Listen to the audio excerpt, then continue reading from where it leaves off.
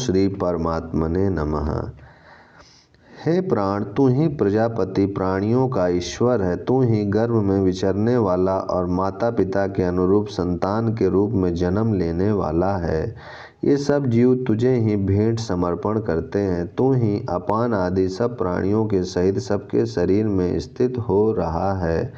हे प्राण, तू देवताओं के लिए हवि पहुँचाने वाला उत्तम अग्नि है। पितरों के लिए पहली स्वधा है। अथर्व आंगिरस आदि ऋषियों के द्वारा आचरित अनुभूति सत्य भी तू ही है। हे प्राण, तू सब प्रकार के तेज शक्तियों से संपन्न तीनों लोकों का स्वामी इंद्र है। तू ही प्रलय काल में सबका संहार करने वाला रुद्र है और तू ही सबकी भली भांति यथा योग रक्षा करने वाला है। तू ही अंतरिक्ष में पृथ्वी और स्वर्ग के बीच में विचरने वाला वायु है तथा तू ही अग्नि, चंद्र, तारे आदि समस्त ज्योतिर्गणों का स्वामी सूर्य है। हे प्राण, जब तू मेघ रूप होकर पृथ्वी लोक में सब ओर वर्षा करता है तब तेरी यह संपूर्ण प्रजा हम लोगों के जीवन निर्वाह के लिए यथेष्ट अन्न उत्पन्न होगा, ऐसी आशा करती हुई आनंद में मग्न हो जाती है। हे प्राण, तू संस्कार रहित होकर भी एकमात्र सर्वश्रेष्ठ ऋषि है। तात्पर्य यह कि तू स्वभाव से ही शुद्ध है, अतः तुझे संस्कार द्वारा शुद्धि की आवश्यकता नहीं है। प्रत्युत तू ही सबको पवित्र करने वाला एकमात्र सर्वश्रेष्ठ ऋषि है। हम लोग सब इंद्रियां और मन आदि तेरे लिए नाना प्रकार की भोजन सामग्री अर्पण करने वाले हैं और तू उसे खाने वाला है। तू ही समस्त विश्व का उत्तम स्वामी है। हे आकाशचारी समष्टि वायु स्वरूप प्राण, तू हमारा पिता है, क्योंकि तुझसे ही हम सब की उत्पत्ति हुई है। हे प्राण, जो तेरा स्वरूप वाणी, श्रोत्र, चक्षु आदि समस्त इंद्रियों में और मन आदि अंतःकरण की वृत्तियों में व्याप्त है, उसे तू कल्याण में बना ले। अर्थात तुझमें जो हमें सावधान करने के लिए आवेश आया है उसे शांत कर ले और तू शरीर से उठकर बाहर ना जा, यह हम लोगों की प्रार्थना है। प्रत्यक्ष दिखने वाले इस लोक में जितने भी पदार्थ हैं और जो कुछ स्वर्ग में स्थित है वे सब के सब इस प्राण के ही अधीन हैं। यह सोचकर वे इंद्रिय आदि देवगण अंत में प्राण से प्रार्थना करते हैं, हे प्राण, जिस प्रकार माता अपने पुत्रों की रक्षा करती है उसी प्रकार तू हमारी रक्षा कर तथा तू हम लोगों को श्री अर्थात कार्य करने की शक्ति और प्रज्ञा ज्ञान प्रदान कर। इस प्रकार इस प्रकरण में भार्गव ऋषि द्वारा पूछे हुए 3 प्रश्नों का उत्तर देते हुए महर्षि पिप्पलाद ने यह बात समझाई कि समस्त प्राणियों के शरीरों को अवकाश देकर बाहर और भीतर से धारण करने वाला आकाश तत्व है।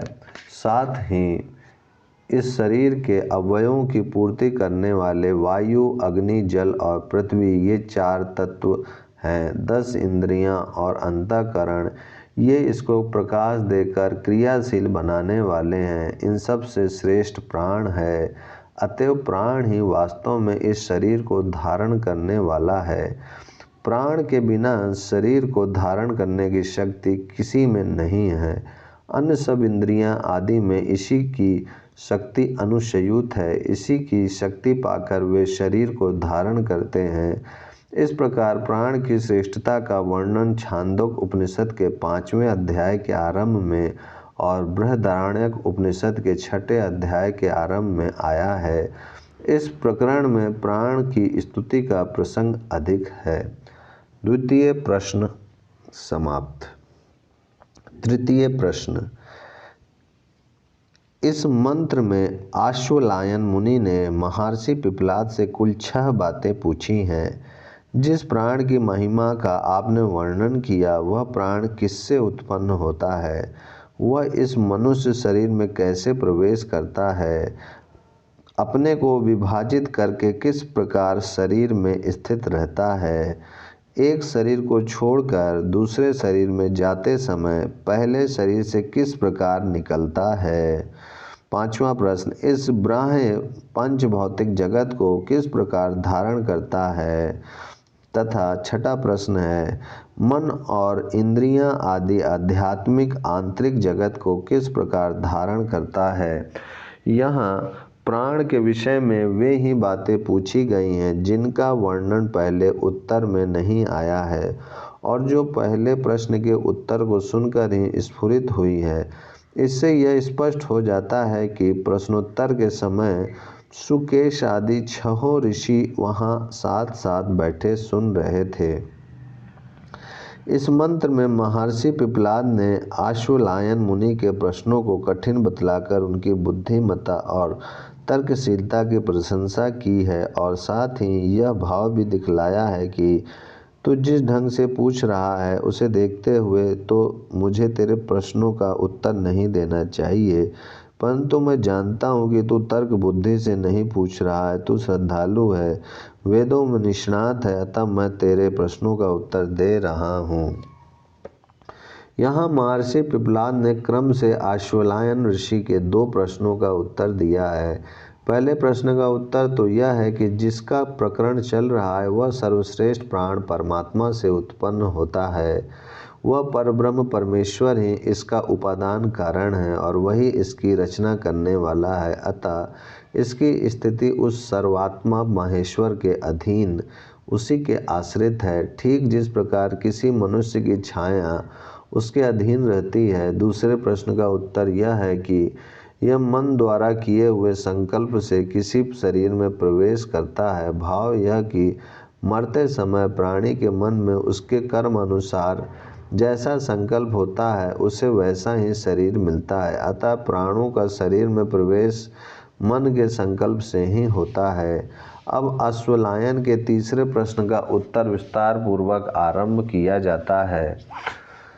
यहाँ महर्षि उदाहरण द्वारा तीसरे प्रश्न का समाधान करते हुए कहते हैं, जिस प्रकार भूमंडल का चक्रवर्ती महाराज भिन्न भिन्न ग्राम मंडल और जनपद आदि में पृथक पृथक अधिकारियों की नियुक्ति करता है और उनका कार्य बांट देता है, उसी प्रकार यह सर्वश्रेष्ठ प्राण भी अपने अंग स्वरूप अपान व्यान आदि दूसरे प्राणों को शरीर के पृथक पृथक स्थानों में पृथक पृथक कार्य के लिए नियुक्त कर देता है। अब मुख्य प्राण अपान और समान इन तीनों का वास स्थान और कार्य बतलाया जाता है। यह स्वयं तो मुख और नासिका द्वारा विचरता हुआ नेत्र और श्रोत्र में स्थित रहता है तथा गुदा और उपस्थ में अपान को स्थापित करता है। उसका काम मल मूत्र को शरीर के बाहर निकाल देना है। रजवीर और गर्भ को बाहर करना भी इसी का काम है। शरीर के मध्य भाग नाभि में समान रखता है। यह समान वायु ही प्राण रूप अग्नि में हवन किए हुए उदर में डाले हुए अन्न को अर्थात उसके सार को संपूर्ण शरीर के अंग प्रत्यंगों में यथा योग समभाव से पहुंचाता है। उस अन्न के सारभूत रस से ही इस शरीर में ये 7 ज्वालाएं अर्थात समस्त विषयों को प्रकाशित करने वाले 2 नेत्र, 2 कान, 2 नासिकाएं और 1 मुख रसना ये 7 द्वार उत्पन्न होते हैं। उस रस से पुष्ट होकर ही ये अपना अपना कार्य करने में समर्थ होते हैं। अब व्यान की गति का वर्णन किया जाता है। इस शरीर में जो हृदय प्रदेश है, जो जीवात्मा का निवास स्थान है, उसमें 100 मूलभूत नाड़ियां हैं। उनमें से प्रत्येक नाड़ी की 100 शाखा नाड़ियां हैं और प्रत्येक शाखा नाड़ी की 72 हजार प्रति शाखा नाड़ियां हैं। इस प्रकार इस शरीर में कुल 72 करोड़ नाड़ियां हैं। इन सब में व्यान वायु विचरण करता है। इन ऊपर बतलाई हुई 72 करोड़ नाड़ियों से भिन्न एक नाड़ी और है जिसको सुषुम्ना कहते हैं, जो हृदय से निकलकर ऊपर मस्तक में गई है।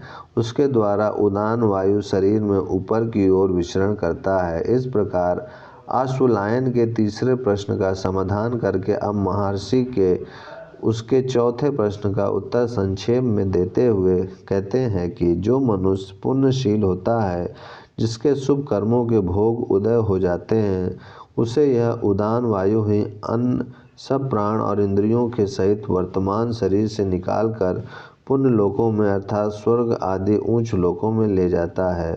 पाप कर्मों से युक्त मनुष्य को सूकर कुकर आदि पाप योनियों में और ररव आदि नरकों में ले जाता है तथा जो पाप और पुण्य दोनों प्रकार के कर्मों का मिश्रित फल भोगने के लिए अभिमुख हुए रहते हैं उनको मनुष्य शरीर में ले जाता है।